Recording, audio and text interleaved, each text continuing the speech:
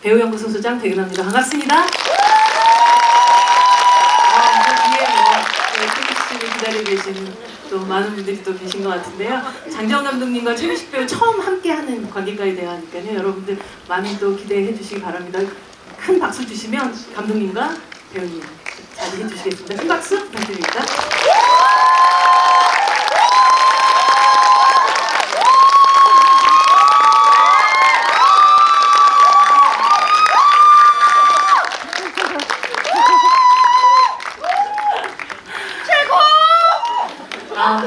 진짜 뭐 이런 거군요. 제가 매번 SNS를 통해서만 보던 어떤 인기, 이런 팬심 이런 것들이 진짜 다 느껴지는 것 같아요. 오늘 또 저렇게 귀엽게 또 팬분들에게 받은 목도를 하고 오신. 지금 아마 판매가 한 945만 뭐 이 정도 넘었을 것 같은데 오늘 정도면요. 엄청난 속도와 또 기세로 가고 있는 그런 영화인 것 같습니다. 관객분들이 또 오랫동안 기다리셨을 테니 최민식 배우님부터 인사 말씀 한번 부탁드립니다. 와, 이거 참 뭐라고 감사의 말씀을 드려야 될지 모르겠습니다. 진짜 최민식이 아들로 보입니다. 엄마. 이렇게 무슨 축제 같아요. 이렇게 뭐라 그럴까, 뭐 전에 영화 개봉해서 또 무대 인사도 많이 해보고 뭐 그랬는데 명량할 때만 하더라도 이렇지는 않았던 것 같아요. 참 그때도 굉장히 많은 관객분들이 영화를 사랑해 주시고 그랬지만 지금은 뭔가 같이 즐기는 느낌. 그래서 저도 여러분들과 더불어 그냥 이렇게 대면해서 이렇게 즐거운 마음으로 이렇게 행사를 하고 이러니까 이렇게 행복할 수가 없습니다.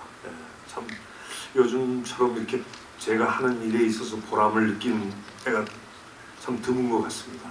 너무 감사합니다. 네, 고맙습니다. 예, 저도 이렇게 매번 관객들과 무대 인사도 그렇고 GV를 영화를 하면서 이렇게 많이 영화를 찍어서 많이 하진 않았는데 이번에는 또 유독 이렇게 또 관객들을 이렇게 만나고 싶더라고요. 사랑도 많이 받고 해서 참 영화를 앞으로 더 잘 만들어야 되겠다 뭐 그런 다짐도 하게 되고 그리고 또 영화를 찍으면서 또 이렇게 정말 좋은 선배님을 만나서 또 이렇게 같이 자리를 하는 것도 그렇고 선배님을 안 지가 꽤 오래됐어요. 영화 전부터. 그래서 그때부터 선배님과 쭉 계속 이제 세월을 보내면서 정말 많이 인간적으로도 좀 많이 배우고 저도 성장할 수 있는 계기가 되는 아주 좀 뜻깊은 영화이고 그래서 그리고 뭐 흥행도 너무 많이 이렇게 예상 외로 정말 너무 많이 사랑을 받아서 참 행복한 하루하루를 보내고 있습니다. 예, 감사합니다. 네, 감사합니다. 최민식 배우님 말씀대로 되게 축제 같은 시간인 것 같고 약간 마을 잔치 같은 느낌이 오늘 좀 드는 것 같아요. 사실 오늘은 여러분들이 이렇게 만나실 기회들이 이렇게 대화를 할 시간이 그렇게 많지 않아서 제 질문을 조금 더 줄이고 여러분들하고 질문을 더 많이 받는 시간을 좀 갖도록 하겠습니다. 그리고 그 질문 주시는 분에게는 이미 또 배우님과 감독님이 사인하신 포스터가 선물로 주어질 예정이니까요. 여러분들 바로 질문부터 저 들어가 보도록 할게요. 최민식 배우님 한 분. 네. 그러면 더 행복하시지 않을까요, 감독님? 네. 마스크 쓰시면 네.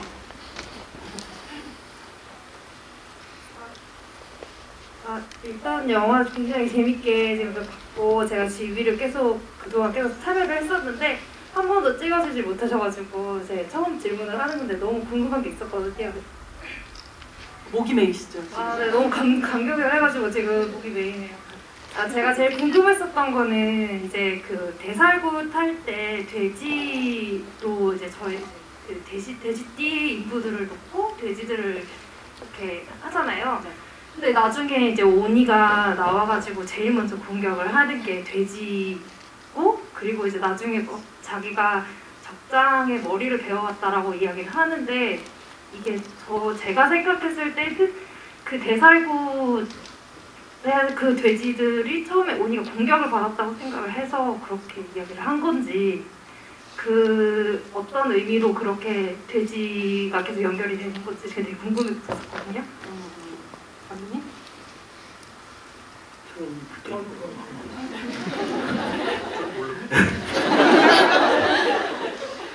일단 그 돼지 대살구 살 때 하는 돼지와 사실은 그 뒤에 이제 오니가 이렇게 간을 빼먹는 그런 돼지랑은 크게 상관이 저는 없다고 생각했었고, 보통 보면 그 서양과 동양에 보면 제물로 바치는, 아주 자주 바치는 그 동물들이 있어요.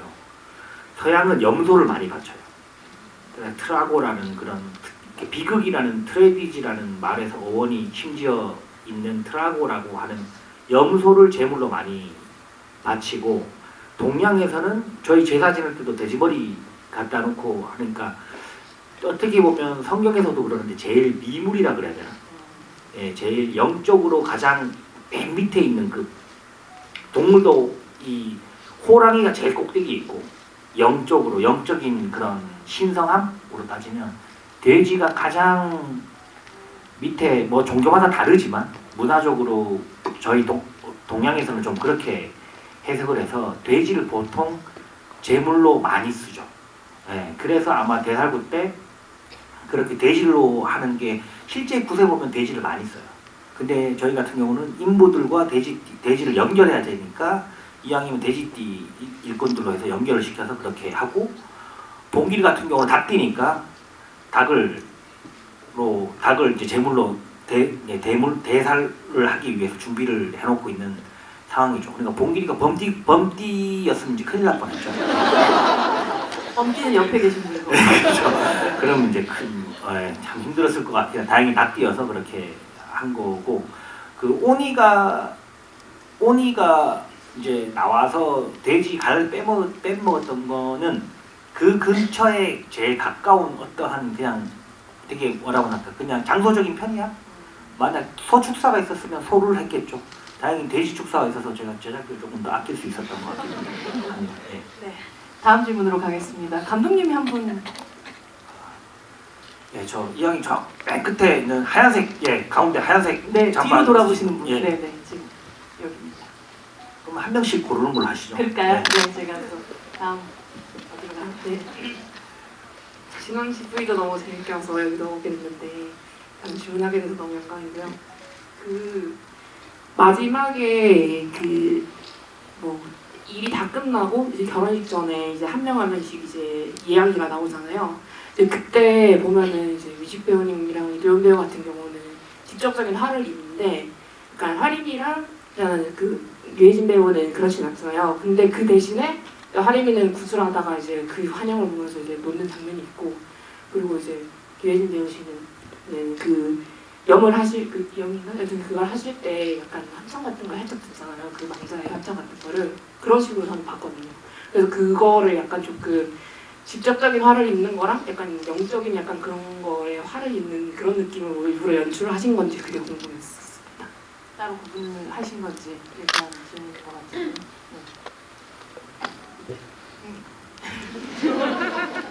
예, 그 뭐 영적인 뭐 화나 물리적인 화를 그렇게 구분을 하진 뭐 않았던 것 같아요.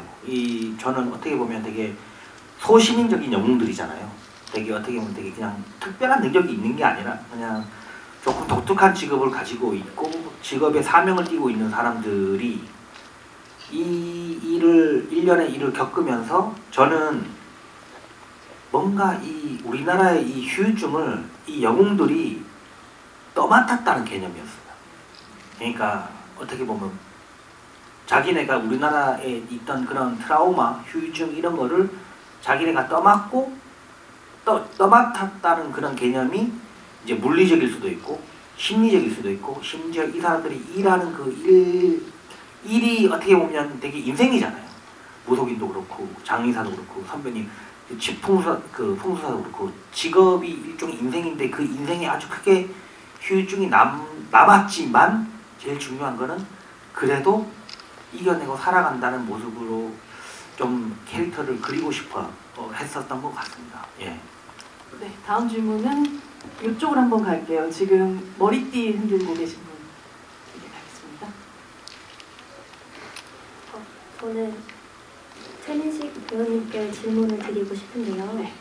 상덕이가 굉장히 중요한 역할을 많이 하는 캐릭터인데 그 김상덕이라는 인물의 삶을 부여받으신 입장에서 뭔가 준비를 하신 게 있으신지 특별하게, 그리고 말미에 상덕이의 몸매에 대한 언급이 종종 나오는데 유해진 그 고영진 캐릭터가 살을 빼라고 한다던가 딸의 배를 보면서 딸 배나 자기 배나 같다고 하는 그런 것도 있고 그 푸짐한 배는 되게 가지고 계신데요, 지금. 연주에 일환이셨던 건지 설정이 일환이셨던 건지 그거 시나리오 없는 대사입니다.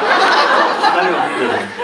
궁금합니다. 네. 감사합니다. 감사합니다. 김상덕이라는 캐릭터에 대한 얘기.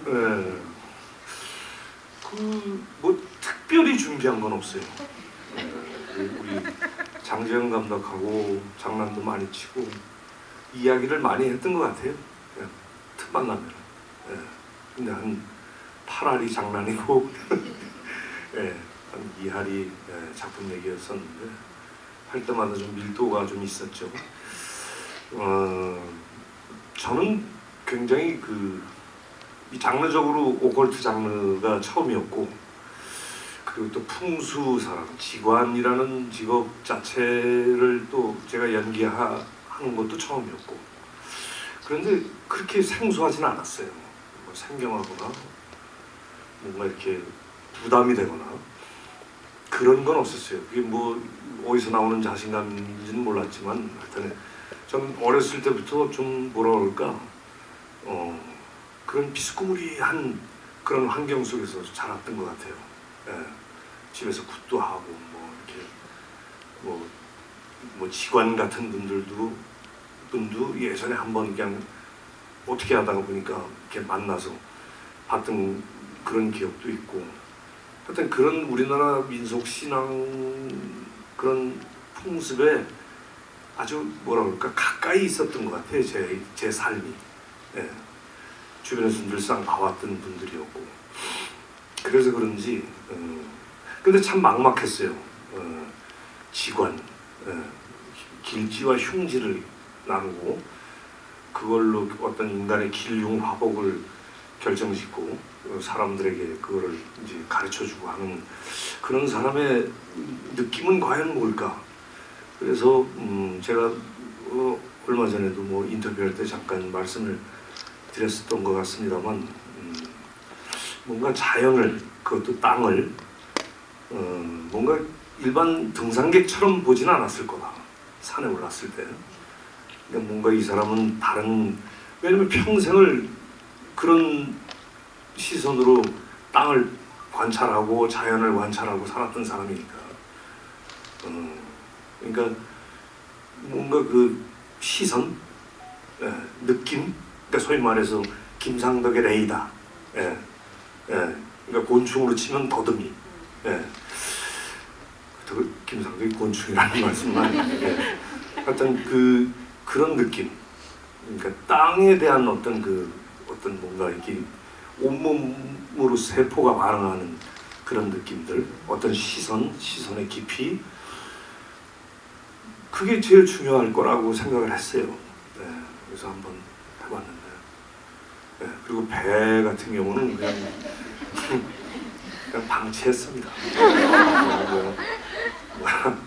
그냥 아저씨, 그리고 또 뭐라 그럴까, 뭐 유해진 배우, 김고은, 이도현 배우와 좀 더 대비되고, 이렇게 뭔가 하여튼 그런 바란스를 좀 생각했던 것 같아요. 그래서 아주 편했습니다. 굳이 작품을 위해서 몸을 내버려 두셨다라는 얘기를 하셨던 것 같습니다. 작품을 위해서라기보다는 뭐 그냥 방치해도 무관할 것 같다. 최민식 배우님이 금방 또 말씀을 하셨지만 사실 지금까지 최민식 배우가 걸어왔던 길을 보면 천문 같은 영화에서는 또 하늘의 글을 읽는 사람이었고 명량은 바다의 길을 읽는 사람이었고 지관인 이번의 작품에서는 정말 땅의 기운을 읽는 사람이라는 점에서 어떻게 보면 우리 모든 자연의 이치라는 것을 이미 좀 아는 사람이라는 생각을 이 모든 역할들을 연기한 이 배우는 다 알고 있을 것만 같은 그런 느낌이 들기도 하는 것 같아요. 이런 어떤 자연의 이치의 중심에는 뭐가 있다고 생각을 하세요? 최민식이 생각하는 이 모든 자연의 중심은 무엇이다? 자연의 중심에? 과학자도 아닌데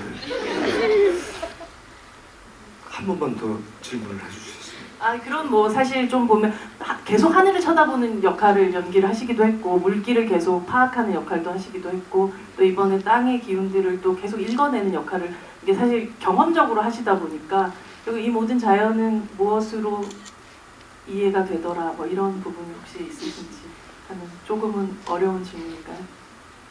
참 힘들더라. 힘들더라? 이 모든 자연과 함께 맞서는 것이? 그러니까 그게 어떻게 보면은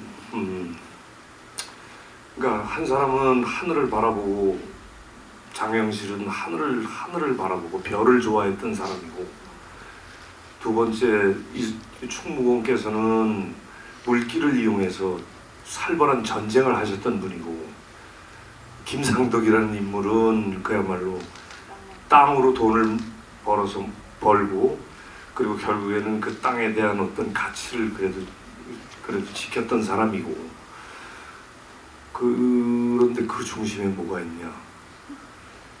영화가 있었네요. 그 중심에는 배우 최민식 씨가 있었던 것 같습니다. 네.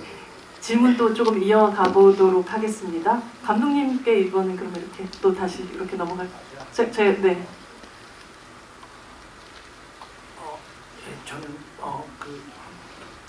저기 빨간색 가디건 그 얼룩덜.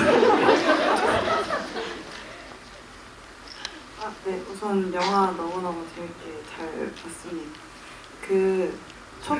제 질문 초반에 그 화림이 이제 영덕 상승과 만나면서 영근의 가게라고 해야 되나요? 거기서 이제 그 송이 냄새가 서울까지 올라오는 데라고 하는데 그러면은 그 위치는 지금 서울이 아닌 걸로 파악이 되는데 거기 장소를 이제 그 구체적으로 어떤 장소로 연출을 하셨는지 그리고 그 이유는 무엇인지 좀 궁금합니다. 사무실 장소. 네네네. 그 영근의 사무실 장소. 의열장의사 제가 배경으로 좀 삼은 데는 그 의열장의사 외부 컷 때 보면 뒤에 아파트들이 올라가고 뒤에 힐끗하게 보이는 되게 고층 아파트들이 이렇게 서 있고 뒤에 보이거든요. 근데 약간 그 아파트들이 곧 있으면 여기를 밀고 들어올 것 같은 이제 어떻게 보면 김상덕 그 풍수사의 김상덕과 이제 이 의열장사의 고영은 또한 저 이제 신식 아파트들이 여기를 밀고 올 것 같은 느낌으로 해서 어떻게 보면 이 공간도 그 인물과 좀 같은 그런 라스트 스탠딩도 하죠. 저희 영화에서는 그런 느낌을 좀 만들고 싶었었고 실제는 동대문에서 찍었고 시나리오상에서는 경기도 외곽 어딘가 이렇게 돼 있습니다. 그렇다고 지방은 좀 너무 먼 것 같고 좀 너무 못 나가는 분들 같고 그래서 경기도 어딘가 약간 그렇게 좀 설정을 했습니다. 예. 네. 다음 질문으로 가겠습니다. 최민식 배우님이 한분 제 사진들. 네네. 민식 대학교 졸업 사진인 것 같은데요. 네.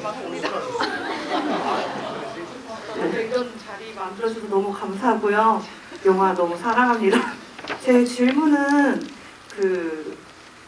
오니가 승탑에서 외운 법경이 이제 인터넷에서는 이제 대승불교 법화경 중 제 16열의 수령품이라고 하는데 혹시 이게 맞는지 혹시 맞다면 많고 많은 법정 중에 왜 이걸 선택하셨는지 굉장히 궁금하고요. 그리고 이제 최민식 배우님께서 오니의 불을 처음 목격하셨을 때 표정이랑 이제 두 번째 보셨을 때 표정이 굉장히 인상 깊고 또 달랐는데요. 처음에는 이제 두려움에 홀렸다는 느낌이라면 그 다음에는 이제 두려움을 이제 응시하시는 연기셨는데 이 연기를 하실 때 혹시 뭐 스스로 절제를 하시거나 이제 유의하신 부분이 있으신지 궁금합니다. 자 먼저. 감독님 먼저. 네. 생각할 시간 안 주시네요. 법 제가 먼저. 아니요. 법화경이 맞아요. 네, 법화경이 일본어로 하는데 일단은 두 가지 이유가 있는데 그 승탑이라고 이렇게 대사를 하잖아요. 시나리오 상에는 닭 우는 소리가 들리고 하늘이 파래진다. 그러자 오니가 중얼중얼 주문을 외우더니 불로 변신한다. 이렇게 돼 있어요. 근데 이제 저희가 이제 그걸 만들 때 그 미술팀이 이제 그 보국사를 만들었어요. 만들고 막 앞에 부도 탑도 만들고 막 이랬는데 안 그래도 저 닭 우는 소리가 너무 개연성이 좀 뭐라고나 할까, 주인공 죽이러 왔는데 갑자기 그때 닭 울음소리가 들리는 게, 그리고 하늘이 파래지는 게 눈으로, 그렇다고 하늘을 파래지는 걸 이렇게 찍기는 좀 촌스럽고, 그런데 그 리허설을 하는데 그 김고은 배우가 그쪽으로 이렇게 도망가더라고. 근데 그 승탑 부도탑이 되게 일종의 스님들의 부도를 모아놓는 신성한 곳이거든요. 그래서 그거를 표현하기 위해 오니가 굳이 말하면 승탑이네? 큰일 났다. 아이 젠장 뭐 이런 거잖아요. 그래서 그거를 제일 오니스럽게 그냥 한마디로 표현할 수 있는 게 승탑이다 라고 한 점점점 이렇게 좀 표현했었고, 그때 그 승탑 때문에 주문을 외웠다기보다는 굳이 말하면 그 불로 변하는 게 굉장히 불교에서도 그 임진왜란 때나 그 뭐라고 할까요, 그 2차 세계대전 때 전쟁을 지지했던 그 불교의 한 파가 있거든요. 그런 거기 그 느낌으로 뭔가 공격적인 그런 법화경 자체 내용이 내가 부처가 된다, 내가 뭔가 신이 된다, 약간 그렇게 해서 법화경이 제일 그 이 장면에 얘가 불로 변할 때 제일 잘 어울리겠다 해서 일본 법화경을 가지고 왔습니다. 네. 예. 최민식 배우님, 아까 그 두 번의 도깨비를 보던 불 볼 때. 네, 불을 보던. 처음엔 정말 무서운 거죠. 갑자기 불덩이가 내 대서인데 눈앞에 나타나니까 그건 이제 김상덕의 입장에서 본 공포, 그 불을 대하는 시선. 그리고 두 번째는 그 중간에 되게 추웠었거든요. 그거 찍을 때. 근데 너무 따뜻하고 좋았어요. 사실은 불덩이가 너무 좋고 사랑스럽고 뭐 온이고 뭐고 간에 너무 따뜻하다. 야, 이거 장지현 감독이 이거 CG로 안 한 걸 정말 고맙게 생각해야 된다 우리. 그래서 그랬던 거고, 두 번째 시선은 이제 그 온이의 어떤 그런 뭐라 그럴까, 그 안으로 들어간 거죠. 그러니까 이렇게 뭐라 그럴까, 간 거죠 이제. 가가지고 거기에 대해서 이제 어떻게 보면은 뭐라 그럴까, 홀린 거죠. 한마디로. 그런 부분을 했었던 것 같아요. 사실 내일 아마 방영될 것 같은데 유퀴즈 예고편을 보니까 감독님께서 겁에 질린 최민식의 모습을 관객들에게 보여주고 싶었던 게 파묘의 캐스팅의 이유다라는 식의 이야기가 잠깐 예고편에 나오는데, 그 많은 최민식의 모습 중에서 겁에 질린 최민식의 모습을 왜 보고 싶으셨고 보여주고 싶으셨는지가 궁금하더라고요. 일단 선배님 필모를 찾아보면 이 겁에 질린 얼굴이 없어요. 바로 저기 진짜 보면 300창에 구람이 밀려와도 눈 하나 깜빡 안 하시고, 사람을 썰어도 눈 하나 깜빡 안 하시고. 그러게 올드보이 때도 네. 그게 마지막에도 겁에 질린 느낌은 아니었던 것 그렇죠. 같아요. 겁에 질리는 아니에요. 아니었던 것 같아요. 순수하게. 네, 근데 이 영화를 쓰면서 되게 많았던 질문이 겁에 질린 채 본다. 허허허 뭐 이런 대사들이 많았는데 선배님이 그 얼굴이 없는 거야. 그러니까 제가 너무 보고 싶었어요. 그리고 그래서 순수하게 그걸 보여주고 싶었고, 두 번째 이유는 사실 이 영화가 말이 안 되는 영화예요. 그러니까 현실적으로 사실 2020 몇 년에 도깨비가 관에서 나와가지고 막 하는 이야기잖아요. 한국의 미라. 그렇죠. 그게 나와서 하는 게 이거를 나왔을 때 이거를 선배님이 해야지 그래도 좀 뭐라고 할까 땅에 붙일 수 있다. 이거는 진짜 어쩔 수 없다. 그래서 그 두 가지 의미에서 제가 얘기한 겁니다. 그 겁에 질린 표정을 연기하는 마음은 또 배우님은 어떠셨는지가 궁금하네요. 속으로는 따스하고 좋았다니까요. 근데 뭐 참 저로서는 이번 작업이 전에도 한번 뭐 인터뷰를 통해서 말씀을 드렸던 것 같은데, 장재현 감독의 조감독이라고 생각을 하고 저는 좀 어떻게 보면은 좀 연기 잘하는 조감독? 연기를 할 때는 김상덕이라는 역할에 그래도 최대한 들어 어떻게 좀 다른 배우들의 앙상블을 해치지 않는 한도 내에서 좀 뭔가 최선을 다해서 표현해 보려고 노력을 했지만 좀 작업이 궁금했어요. 그 장재현 감독의 이런 형이 상학적이고 관념적인 소재를 가지고 이걸 어떻게 이렇게 예를 들어서 아주 그 구체적으로 이렇게 가시적인 어떤 영화적 재미를 갖고 있는 이런 이야기를 만들어낼까, 이게 궁금했어요. 물론 뭐 영화가 허구의 이야기가 많습니다만 더더욱이나 이런 오컬트 장르는 궁금했어요. 이걸 어떻게 빌드업을 시켜나가는지.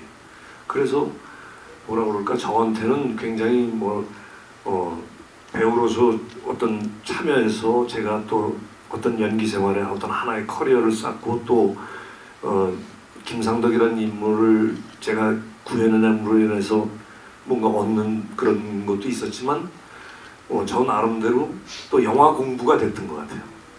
그러니까 영화 전체적인 어떤 메커니즘을 다시 한번 또 느껴보는 그런 계기가 됐던 것 같고, 여러 가지로 그러니까 뭐 좀 배우는 느낌, 그래서 즐거운 마음으로 작업을 했던 것 같습니다. 사실 이 작품 전에도 두 분이 오랫동안 알고 계셨다는 말씀을 하셨는데 어떻게 첫 인연이 시작이 되셨던 건지, 그리고 처음 보셨을 때 장재현 감독님에 대한 첫 인상과 실제로 또 최민식 배우님을 만났을 때 장재현 감독님 또 어떻게 또 느끼셨는지가 그때로 좀 돌이켜서 한 7, 8년 전이라고 하셨나요? 아까? 7, 8년 전 아닌가요? 아닌가요? 아니, 저는 장재현 감독을 그러니까 처음 만났을 때 딱 우크라이나가 생각났었어요. 우크라이나? 네? 그 젤렌스키 대통령하고 너무 비슷했어요. 그래서 별명을 그때부터 젤렌스키 해가지고, 지금도 젤렌스키라 부릅니다. 그 저는 젤렌스키라고. 그래서 한참 전쟁 중인데 죄송합니다. 근데 낫도깨비 같이 생기고, 낫도깨비. 그러니까 되게 좀 귀엽게 생겼잖아요. 이런 그쵸. 표현하는데 뭐하지만. 감독님 되게 어린이가 그대로 자란 것 같은 얼굴이시죠. 그리고 되게 그런 게 느껴졌어요. 뭐 있는 자리에서 내 참 이런 얘기하는 게 좀 낯간지럽지만 그 순수함 같은 게 보여서 좋았어요. 그리고 이 촬영 중간에 이건 뭐 저도 참 느꼈었던 건데, 이렇게 우리 김고은 씨 그 할머니 수호신, 그 화림의 수호신이 나타나시잖아요. 그 진짜 그 고춘자 선생님이라고 저희 그 자문해 주셨던 만신 그 선생님 계신데, 그분이 직접 출연해 주셨었거든요. 그래서 분장을 이렇게 다 하시고 촬영을 하셨는데 제 모니터 뒤에 있었거든요. 막 꺽꺽 우는 거예요. 그래서 미쳤나?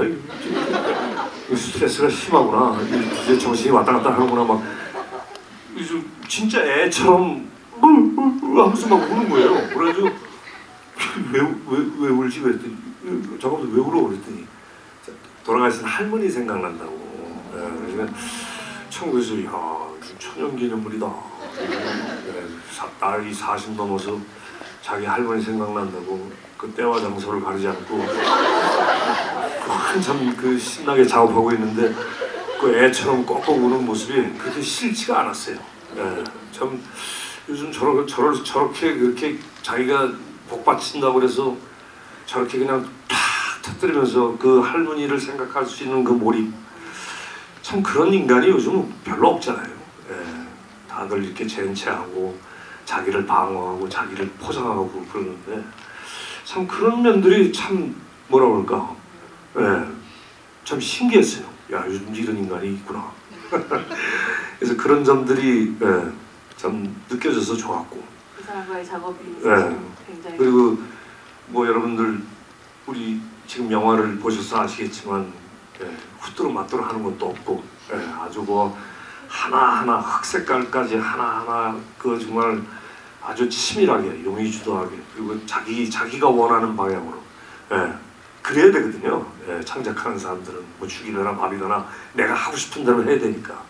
예, 근데 그런 모습을 옆에서 이렇게 지켜보면서, 근데 그게 단순한 아집으로 끝나면 이제 문제가 좀 심각해지는데, 이게 굉장히, 예, 열려 있으면서도 그 빌드업을 시켜나가는 과정을 이렇게 볼 때마다 참 믿음직스럽고, 예, 사실 그렇거든요. 배우가 현장에서 가장 기댈 수 있는 사람은 감독밖에 없어요.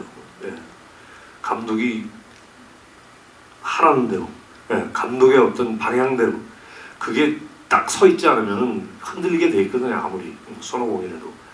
그러니까 그런 면에서, 예, 참 뭐라 그럴까, 좋은 경험이었던 것 같고 좋은 사람을 얻은 것 같은 그런 느낌이었어요. 예. 박수 한번 부탁드립니다.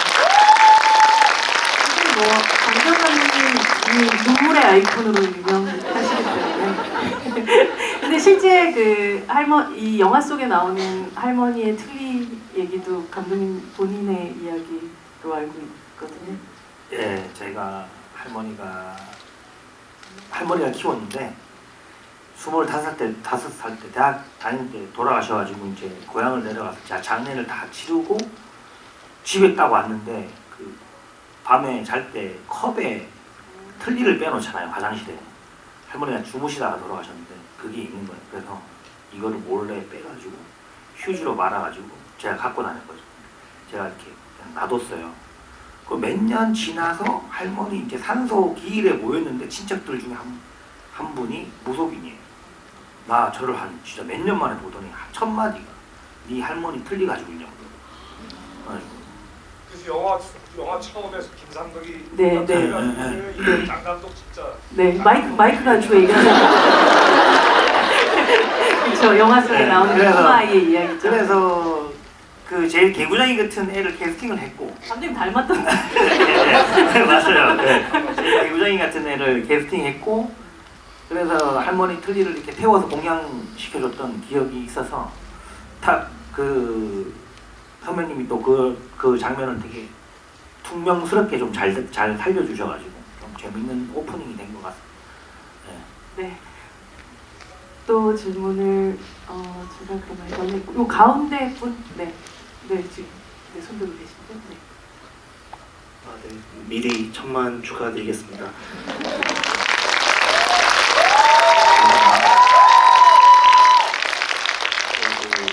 사실 제가 잘 이 도시계단 같은 걸 잘 몰라서 그러는데 그 민족정기를 끊으려고 그 말뚝을 끊는다고 호랑이 범을 끊는다고 했는데 혹시 그 뽑으면은 뭔가 민족정기가 다시 흐르는 건지 어떤 예를 들면 약간 개념적으로 했을 때 약간 일본에 대한 저희에 대한 개념이 흔들리면서 사라지는 걸 개념적으로 표현을 하신 건지 아니면은 옛날에 약간 풍수지를 많이 믿는 사람들이 이런 걸 했으니까 이게 좀 그런 느낌인 건지 좀 잘 몰라가지고 혹시 뭐 뽑으면 통일 같은 게 되는 건지 조금 그런 게 좀 어떻게 진행되는지 궁금해가지고 좀 여쭤보고 싶었습니다.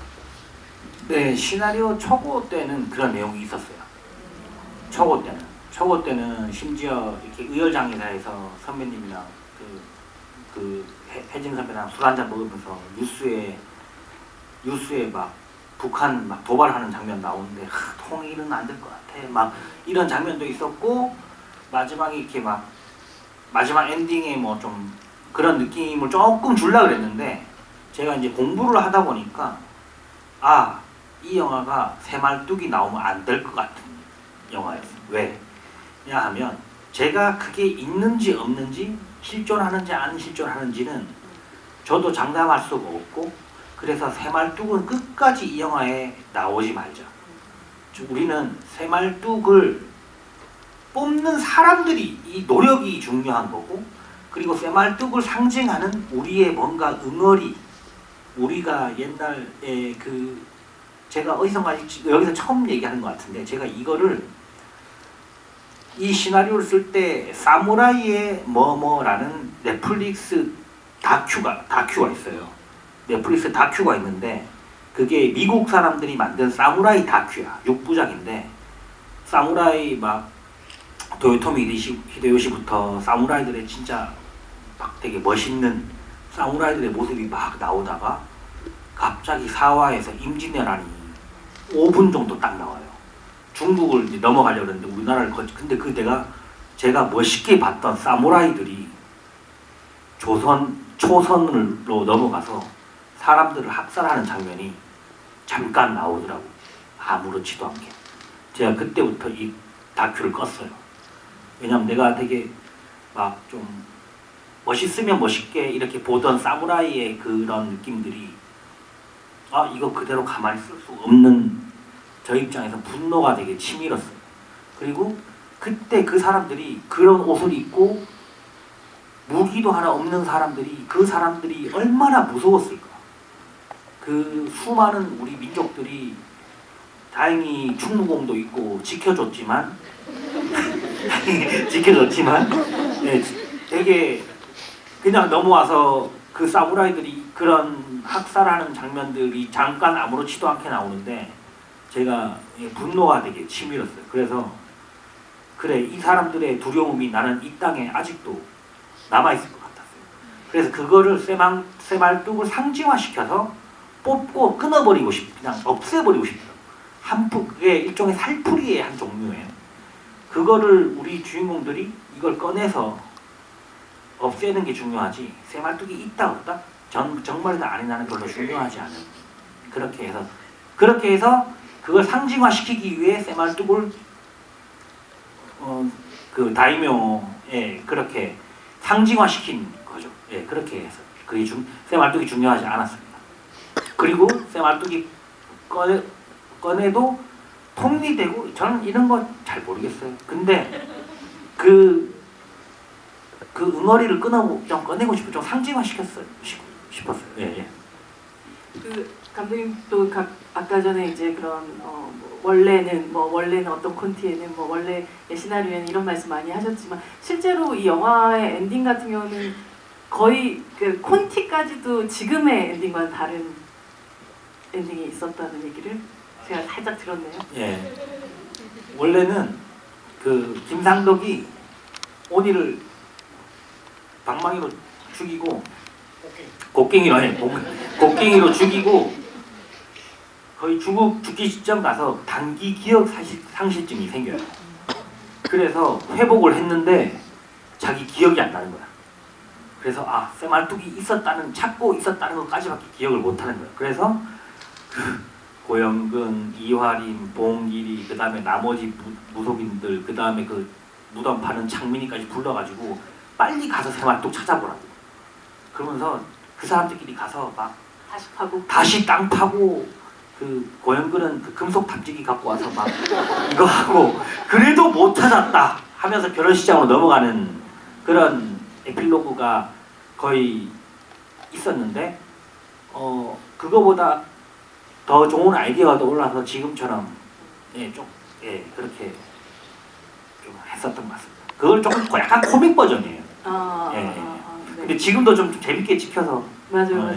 그러니까 또 이제 그 딸의 결혼식을 사수하겠다는 이 아버지의 마지막 그 단발마 같은 외침이 이 영화의 톤과 혹은 엔딩까지 오는 어떤 정서를 완전 바꿔놨다는 생각이 들거든요. 예, 그렇죠. 그리고 저는 솔직하게 선배님한테 이제 와서 고백을 하는데 저는 선배님을 김상덕이라고 치면 제가 여기 적었는데 갈로하고 아버지라고 적었어요.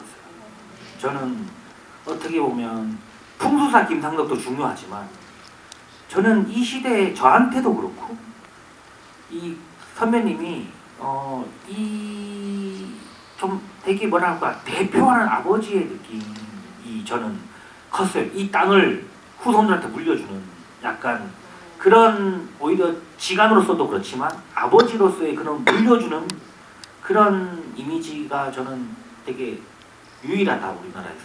네, 그런 생각이 많이 들었습니다. 예. 네, 또 이어가 보도록 하겠습니다. 최민식 배우님이 한 분 질문하실 분은 또 오해드나.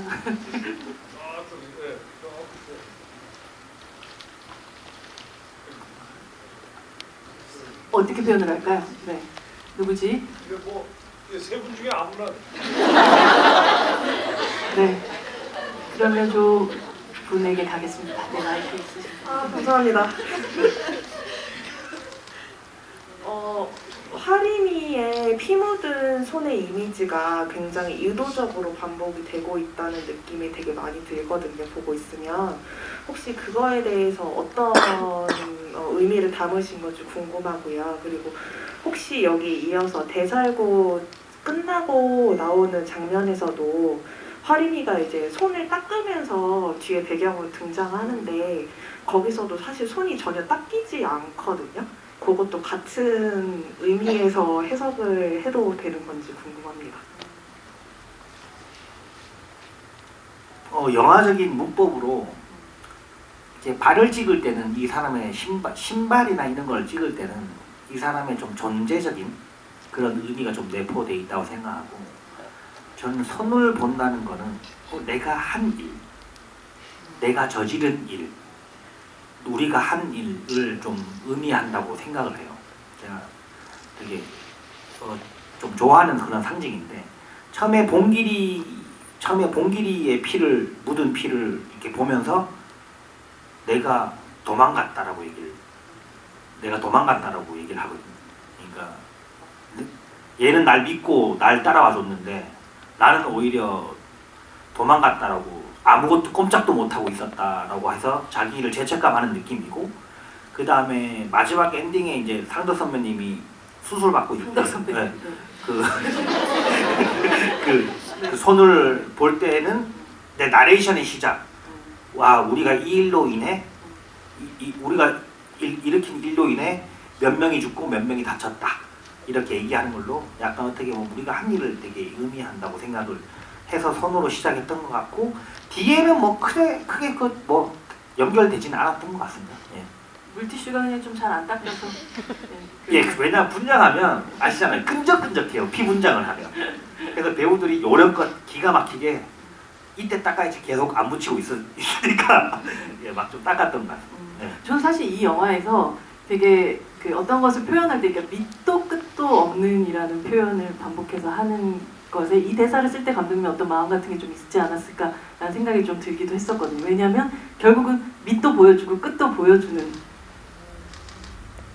그 끝을 보기 위해서 끝까지 가는 사람들에 대한 이야기. 그렇죠. 그렇게 캐스팅 두시진 않았었는데. 아니요, 뭐 그러면 예 계속 파니까. 네. 그 되게 재밌는 대사가 하나 있었는데. 네네. 혜진 선배가 선배님이랑 둘이 딱 막 파다가 더 이상 못 파니까 용암 나오겠어 이런 대사를 한 게 있는데 이게 너무 진지한 상황에서 너무 웃겨가지고 뺐어요. 진짜 찍기는 하셨고 예. 찍기는 하셨고. 용암 나오겠어 막 이러거든요. 근데 그게 너무 웃긴 거예요. 그래서 뺐는. 사실 저는 이 작품을 보면서 감독님이 건축에 굉장히 관심이 있으신가라는 생각도 할 정도로 이 영화가 굉장히 아주 구조적으로 많은 것들을 이렇게 이미 다 세팅을 굉장히 잘해놓은 영화 같다는 생각을 했었거든요. 실제로 여기에는 지하실이 없는 줄 알았는데 지하실 하나 나오기도 하고 갑자기 그 옆으로 다락방 같은 게 하나 옆으로 튀어나오기도 하는 이 사실 그림을 거의 그리시면서 시나리오들의 구성을 또 짜셨는지가 좀 궁금하더라고요. 설계도 같은 느낌으로. 대부분 다 미술 감독님께서 하신 거고요. 아니 요 이야기 서사에. 근데 그 구조는 네. 이 구조는 되게 호불호가 좀 심했어요.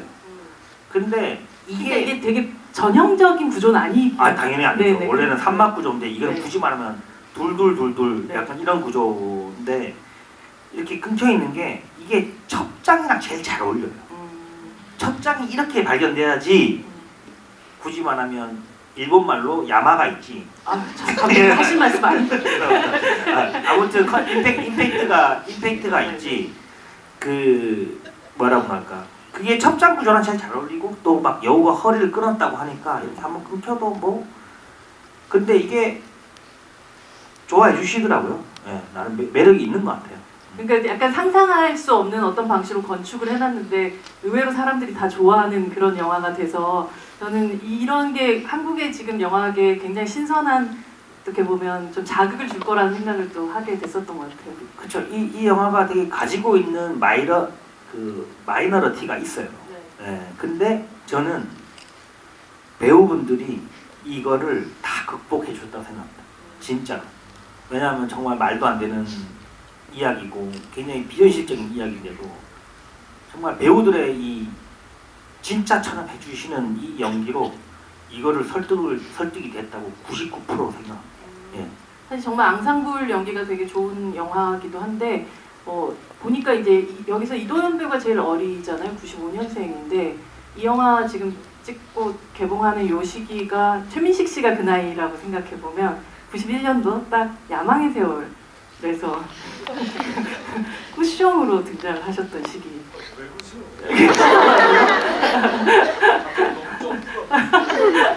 사실 이제 어떻게 보면 본인에게 있어서는 그렇게 막 또 시작하는 어떤 시기 이 후배들과 함께 또 작업을 하시면서 또 받게 되는 새로운 또 에너지랑 또 어떻게 보면 좀 리프레싱 됐던 것들이 좀 있으셨을 것 같거든요, 이번 작업에서.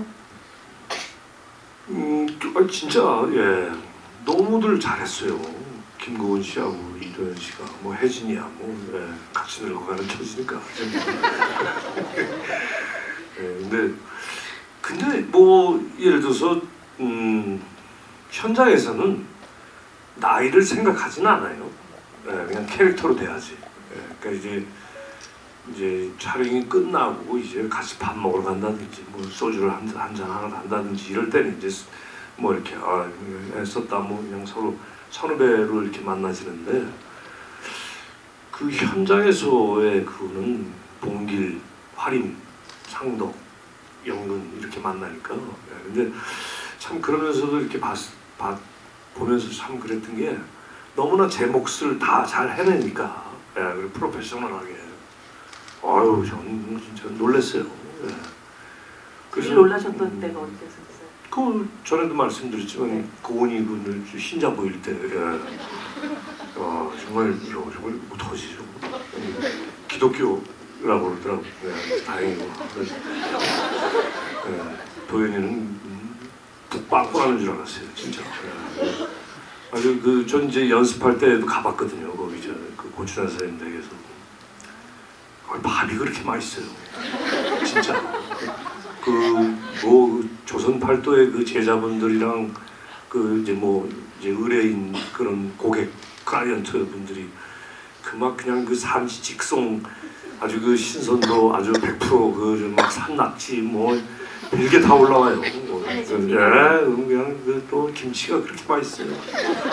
청국장 끓여주시고 그 두 명도 그 밥 먹으러 오는 것 같아요. 그냥 겸사겸사 연습 잘하고 있나 이것도 볼 겸 또 끝나고 또 리셉션이 있잖아요 이렇게.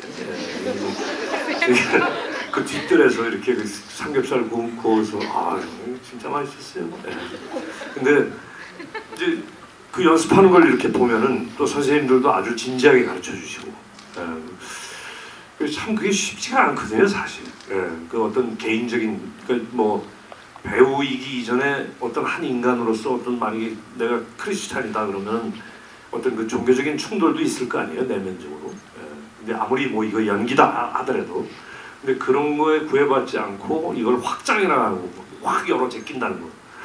그게 참 배우로서 참 그 자세가 아주 아무리 후배지만 용기 있고 아주 그럴듯했어요. 아주 근사했어요. 그래서 참 너무 그 선배 입장에서는 아주 저런 친구들하고 같이 협업을 했다는 게 뿌듯해요. 최민식 배우님이 항상 연기라는 게 되게 무당 같은 직업이다. 배우라는 게 그런 말씀 많이 하셨던 것 같은데 실제로 진짜 사실 최민식 배우님이 무당 역할을 하는 걸 한번 보고 싶다는 에? 무슨 그런 그런 느낌 받지 않으셨어요? 혹시 이제 후배들이 함께 동료들이 연기하시는 거? 왜? 아니 진짜 야 뭐 이제 뭐 우스갯소리 반 뭐 저 투잡 뛰는 거 아니야? 막 이럴 정도로 그렇게 그냥 자기 자신을 그렇게 확 던지는 모습이 상금 매력적인 모습이에요. 예, 배우로서. 예, 연기 한번 던져보시고 싶으신 거 원래 뭐 연기 전 던지시죠? 다른 쪽으로 던질게요. 무당 말고. 격정 멜로로. 그렇죠. 예. 어떤 사랑하는 여자에 대해서 그냥 확 그냥 불꽃처럼 그냥 확 그냥 구덩이 속으로 빠져. 그럼요. 어휴 무서워. 아니 아까 전에 제가 얘기했던 그 야망의 세월에서 그 최민식 씨가 꾸숑이라는 역할로 나오는데 그때 그 꾸숑이라는 게 어린 아기 돼지를 얘기하는 거예요. 은어예요, 은어. 네. 프랑스어로 그러니까 이제 깡패, 네. 이제 불량배, 예, 그러니까 좀 약간 루저, 그러니까 사회에서의 그 좀 이렇게 그런 이제 빌어먹는 놈들, 이제 그런 친구들을 이제 은어로 그러니까 네. 꼬숑이라고 이제 새끼 돼지. 맞아요. 예. 그래서 그렇게 사실 아까 감독님이 이 돼지의 얘기를 하셨는데 그 돼지가 사실 호랑이가 된 거잖아요. 감독님이 그 같이 작품 찍으시면서 이 최민식 배우의 눈에서 정말 호환이다. 이게 정말 호랑이의 눈이다라는 걸 발견하셨던 어떤 순간이 있으시다면 좀 저희와 공유해 주시기 바랍니다. 늘이셨겠지만. 촬영하면서요. 네, 영화 뭐 제가 되게 선배님 좋아하는 연기가 이렇게 처음에 묘를 이렇게 가서 묘를 이렇게 바라보는 장면이 있어요. 아래로. 예, 싹 이렇게 네. 처음에 와서 무덤을 이렇게 싹 보는 장면이 있는데 저는 그때 선배님 얼굴을 너무 좋아해요. 왜냐하면 무슨 생각하는지 모르겠어요. 그러니까 관객들도 그렇고 옆에 있는 사람도 그렇고 무슨 생각하고 있는 거지 하고 선배님이 탁 보는 사람을 쫙 빨아들여요. 왜냐면 무슨 생각하고 있는 거지. 그래서 매달릴 수밖에 없는 그런 표정을 주시는데 저는 선배님이 그 표정을 되게 좋아해요. 호랑이의 표정은 밥차에서 계란 후라이 나왔을 때 확 변하죠. 죄송합니다. 반짝반짝하죠. 그때 아무도 무슨 생각하는지 모르겠다는 그 눈빛 하실 때 배우님 무슨 생각하셨어요? 오늘 메뉴는 진짜 뭘까? 네, 질문으로 그러니까 넘어가도록. 이제 그렇게 그러니까 예를 들어서 그게 이제 김상덕이 이 영화에서 기능하는 순간이잖아요. 네. 이제 이 사람이 뭘 하는 사람인지가 보여지는. 그래서 그거는 굉장히 정적인 상태에서 보여줘야 되기 때문에 아까도 제가 말씀드렸지만 그런 시선이나 어떤 그 레이더가 가동될 때니까 그런 거를 한번 표현해 보려고 했습니다. 예. 사실 맹수의 눈이 제일 무서울 때가 고요하게 있을 때 어떤 대상을 바라볼 때가 제일 무섭다는 생각을 저는 하는데 그런 눈을 또 보기도 했던 것 같습니다. 여러분 질문으로 또 가겠습니다. 이쪽을 조금 제일 뒤에 네, 마스크 쓰신 분한테로 갈게요. 네.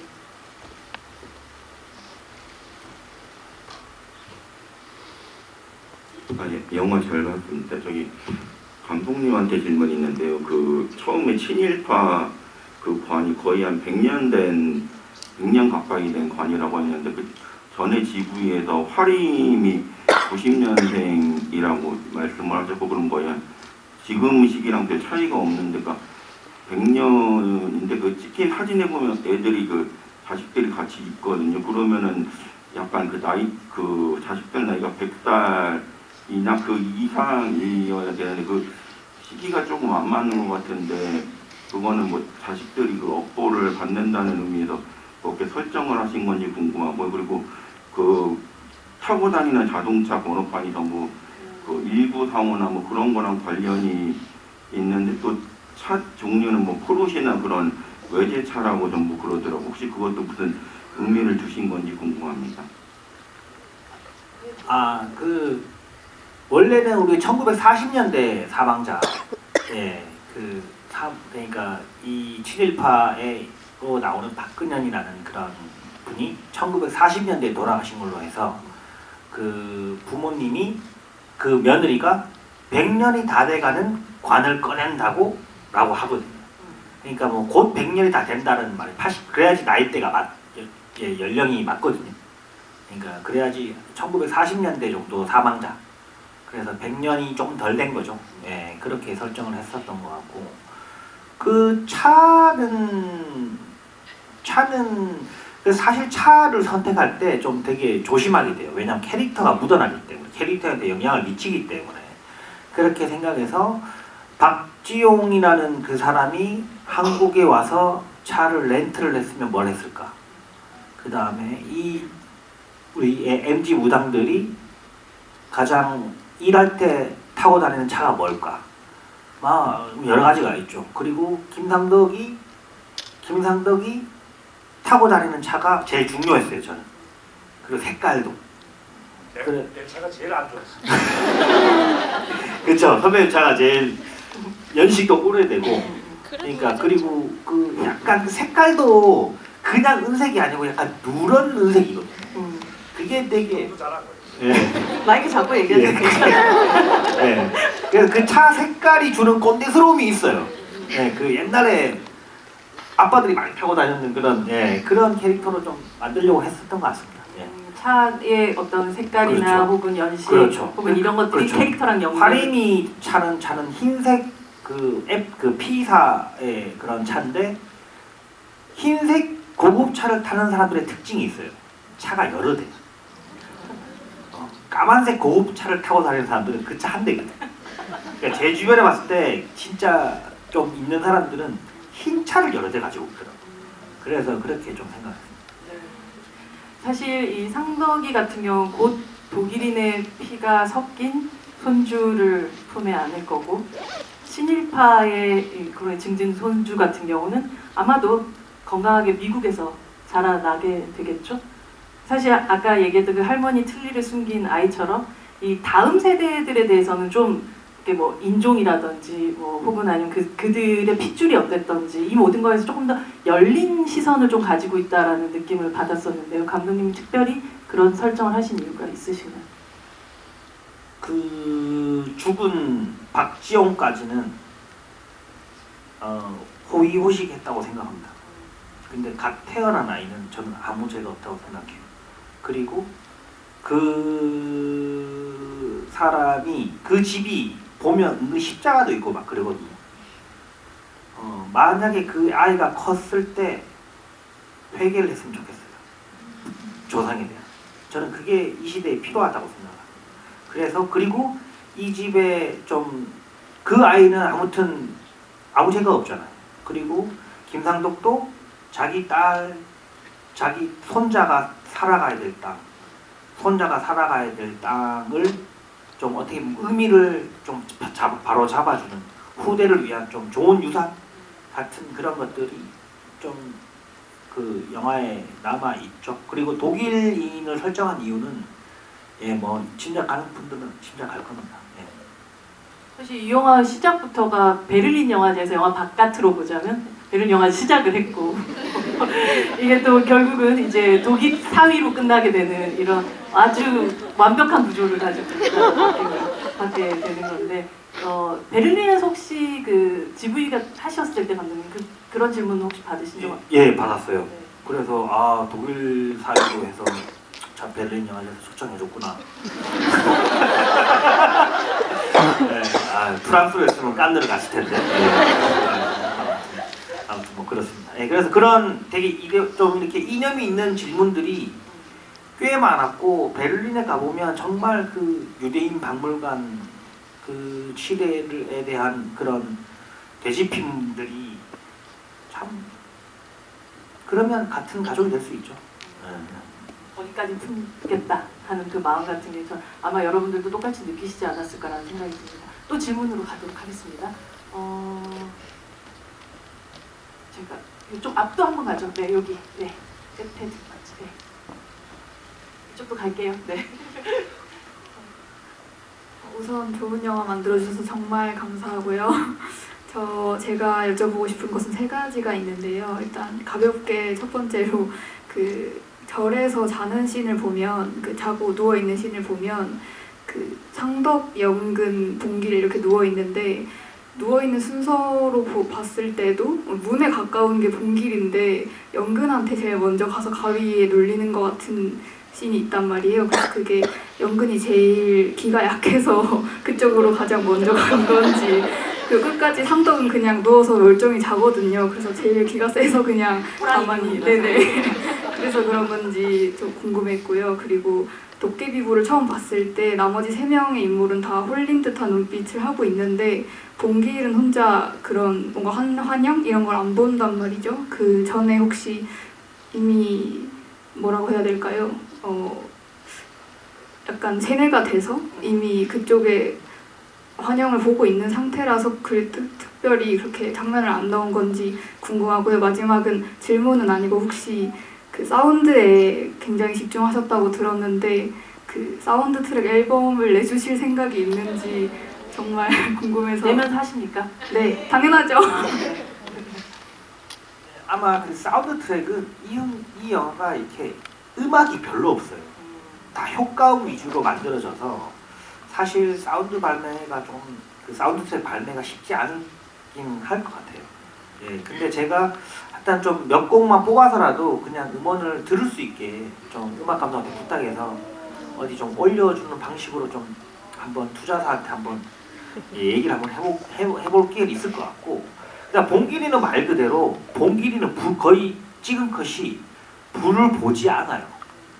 이미 맛이 가서 시선 자체가 불을 본다기보다는 그냥 이미 육체적으로나 정신적으로나 이미 좀 그죠?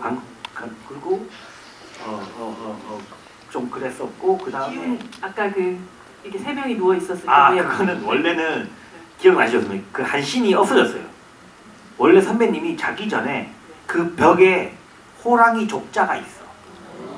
그죠? 네. 그 호랑이 족자를 그냥 멀뚱히 보면서 눈을 감는다. 그래서 그 호랑이 족자가 있는 선배님이 보다가 잠드는 게 있었기 때문에 선배님 위치가 거기로 된 거고. 예. 근데 그래서 호랑이 족자는 굳이 좀 설명적일 것 같아서 넣지는 않았어요. 예. 그리고 원래는 봉길이만 가위가 눌리는 건데 혜진 선배가 참 멋진 배우신 것 같아요. 이렇게 카메라가 미진 선배님부터 이렇게 훑어서 봉길이한테 가는데 지루하니까 자기가 중간에 분명히 자기도 영향을 받을 것 같다. 내가 되게 센 사람은 아닌 것 같은데. 그래서 옆에서 한 30% 가위의 영향을 그러니까 이 악몽의 영향을 받아준다. 그래서 멋진 장면을 만들어 주셔서 그렇게 된 겁니다. 일종의 저희 영화용법으로 말한다 그러거든요. 말을 줄여주신 거죠. 되게 재밌게. 근데 그거를 다보사 참 잘하셔가지고 누가 어떤 리뷰에 보니까 보살님이 여기를 밟다가 안 깨어나니까 옆으로 옮겼다. 아닌가서 옆으로 옮겼다 뭐 이런 얘기도 있더라고요. 네. 사실 정말 이 영화에서 유해준 배우의 이 보이지 않는 듯 밸런스를 맞춰내는 역할이 너무너무 뛰어나셨다는 생각을 합니다. 참고로 그 씬 찍을 때 선배님 진짜 좋으셨습니다.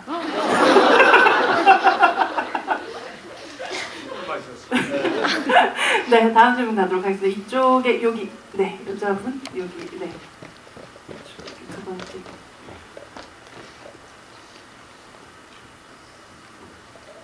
네, 영화 너무 재밌게 잘 봤습니다. 4번째 보는 건데 볼 때마다 더 재밌게 네 번째 봤어요. 봤어요. 네.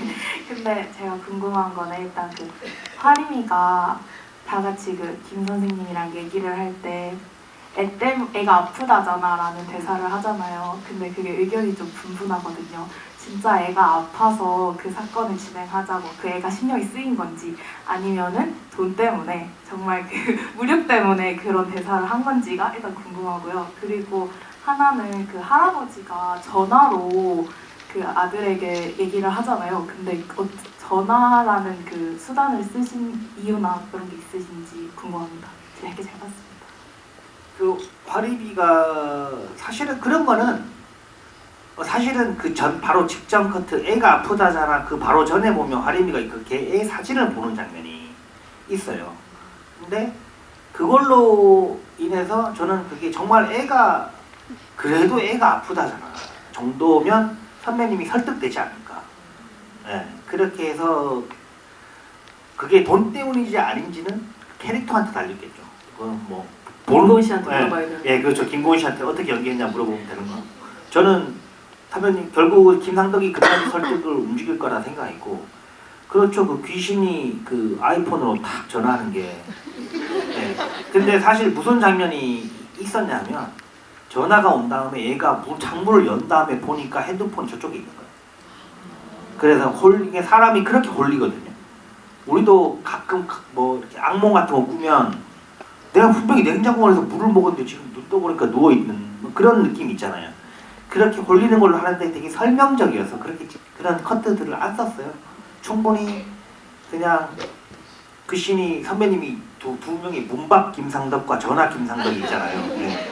두 분이 너무 잘해주셔서 굳이 설명 안 해도 되겠다라는 생각으로 그 커트를 뺐습니다. 예. 그 문박 김상덕님과 그 안에 있는 김상덕님, 전화 김상덕님을 좀 다르게 하셨어요? 어떠셨어요? 그냥 헷갈리게 그냥 오히려. 네. 일단 똑같아야죠. 그래야 헷갈리죠. 근데 이제 말을 안 듣잖아요. 빨리 열을 나는데 이제 그래서 점점 이제 본색을 드러내는 거죠. 뒷부분만 본색을 드러내도록. 똑같아야 헷갈리니까요. 네, 거의 저희 한 몇 개 정도 안 남은 것 같은데 한 분 정도. 그렇다면 최민식 배우님이 마지막 질문자를 선택했습니다. 마지막 기회에 그렇게 되네요. 지금 벌써 시간이 이렇게 가네요. 그리고 원망을 어떻게 했대? 제가 다 봤죠. 제가 액바지를 해서. 여기 회색 일단 뽑아주셔서 너무 감사합니다. 이렇게 얘기하시는 거 저는 질문이 되게 약간 사소한 거였는데 두 가지가 있어요. 첫 번째는 그 축사에서 이제 그 이주 노동자가 죽고 이제 보살님도 돌아가시잖아요. 그 두 사람이 이제 무관하게 온이한테 희생이 되는데 감독님은 약간 그 시나리오를 쓰셨을 때 두 사람이 중에 이제 어느 사람이 더 안쓰럽다고 생각하셨는지가 약간 궁금해요. 그리고 또 하나는 그 향나무 관이 있잖아요, 영안실에서. 그 영안실 관리자 분이 이제 그 관을 따시는데 그 안에 있는 어차피 부작물 이런 거를 꺼내지 못하는 상황이잖아요. 들켰는데 그럼에도 끝까지 따고 나가는 게 그 할아버지 귀신한테 홀려서 그런 건지 아니면 오기로 그런 건지 약간 궁금했습니다. 그 원래는 그 이주노동자가 한 씬이 더 이렇게 상덕 선배가 처음에 보국사 비올 때 갈 때 그때 이렇게 한번 싹 스쳐 지나가는 인물로 한번 소개를 찍었어요. 근데 뭐 좀 시간을 줄이다 보니까 좀 그렇게 됐고 두 명이 둘 다 불쌍하죠. 둘 다 불쌍하고 그리고 심지어 선배님이 그 보살님이 죽었을 때 아침에 그 도깨비 불 본 다음에 약간 안 좋은 상태에서 그 막 보살 시체한테 경찰들 모여 있고 가서 막 오열하는 장면이 원래는 있었거든요. 근데 이제 뭐 영화를 좀 컴팩트하게 만들다 보니까 좀 그렇게 돼서 좀 저도 그리고 유수 한계로 제가 처리했는데 조금 그게 저도 좀 캐릭터한테 좀 아쉽다는 생각이 좀 들긴 해요. 그게 이제 김상덕이 어떻게 보면 후반에 엔진 중에 한 개로 그렇게 가는 건데 그게 좀 아쉬웠고 예. 사실 이런 좋은 조합을 같은 업계에서 일을 하면서 만난다는 게 되게 쉬운 일은 아니라고 저는 생각을 하는데 이 파묘 한편으로 두 분의 인연이 끝나지는 않겠죠? 어떤 또 같이 좀 얘기하시는 어떤 이야기들이 좀 있으신지 좀 궁금합니다. 함께 다시금 만난다면 어떤 장르로 어떤 이야기를 좀 만나시고 싶으신지.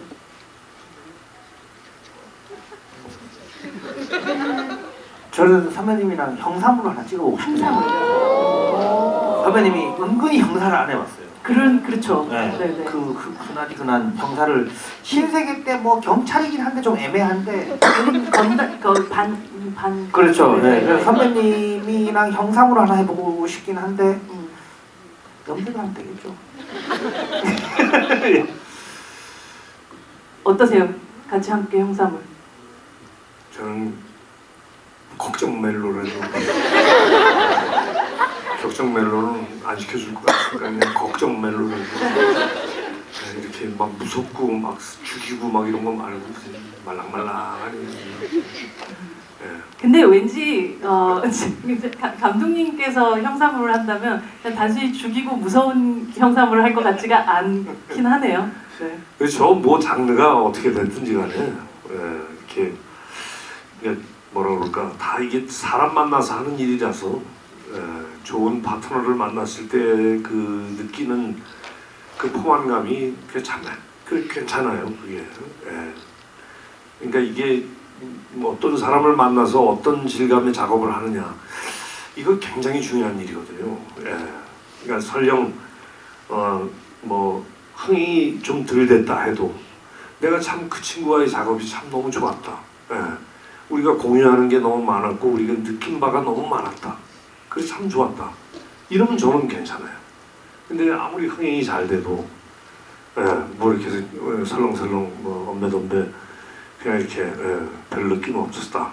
어떻게 하다 보니까 그냥 얻어 걸려서 됐다. 그거 별로거든요. 그러니까 작업도 좋았고 결과도 좋았고 네. 이건 뭐 진짜 그야말로 이런 일이 그렇게 흔하게 벌어지는 일이 아니거든요. 그러니까 어떻게 보면 참 운이 좋았던 것 같아요, 제가. 그러니까 뭐 장르가 뭐가 됐든지 같이 하고 싶죠. 계속 작업을. 파면2는 안 나옵니까? 파면2 때는 굴착기를 사용할 겁니다. 포크레인을 사용할 겁니다. 절대 삽질 안 합니다. 네, 오늘 뭐 여러분들 궁금한 점들 굉장히 많으셨을 텐데 또 뭐 좀 모자란 부분도 분명히 있을 테고 하지만 또 혹시 압니까? 또 1000만이 넘어가고 또 더 이후에 또 더 다른 기회들이 또 생길 거라고 저는 그렇게 믿습니다. 오늘 함께해 주신 관객분들에게 감독님부터 마지막 인사 말씀 부탁드립니다. 네, 선배님이랑 이렇게 우선 같이 해주셔서 선배님 너무 감사드립니다.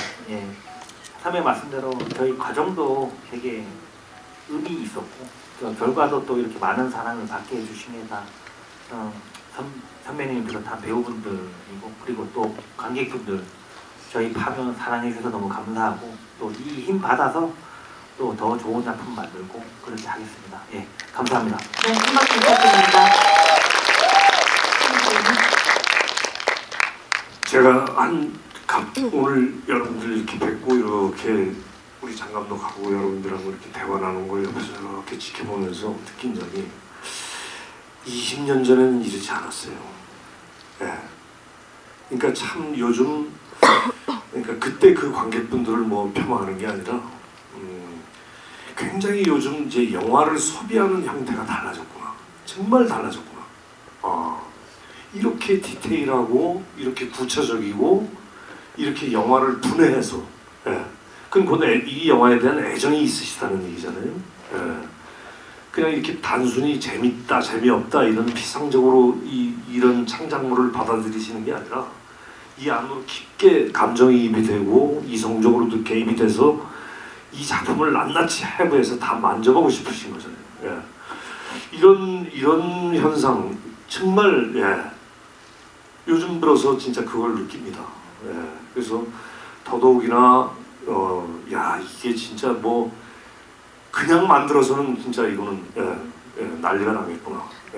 그러니까 뭐 그냥 만든 적은 없지만 우리가 더 어떤 동기부여가 되고 의미부여의 한 부분을 여러분들께서 저희들한테 이렇게 주시는 것 같아요. 너무 감사합니다. 이렇게 관심 보여주셔가지고. 감사합니다. 하이쿠 잘하시는 그분은 오구가 아니라 옥구입니다. 오빠 꾸미기 잘하시는 분 어떠세요? 이렇게 즐거우시죠?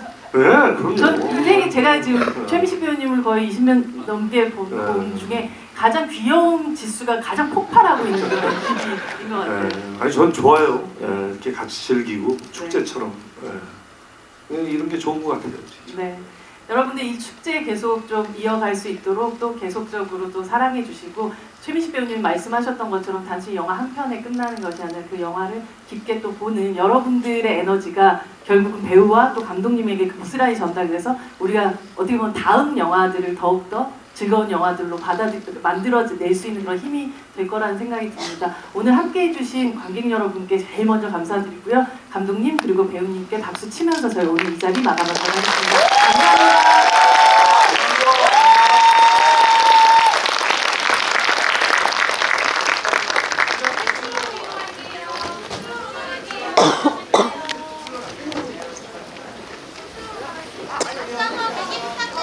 Oh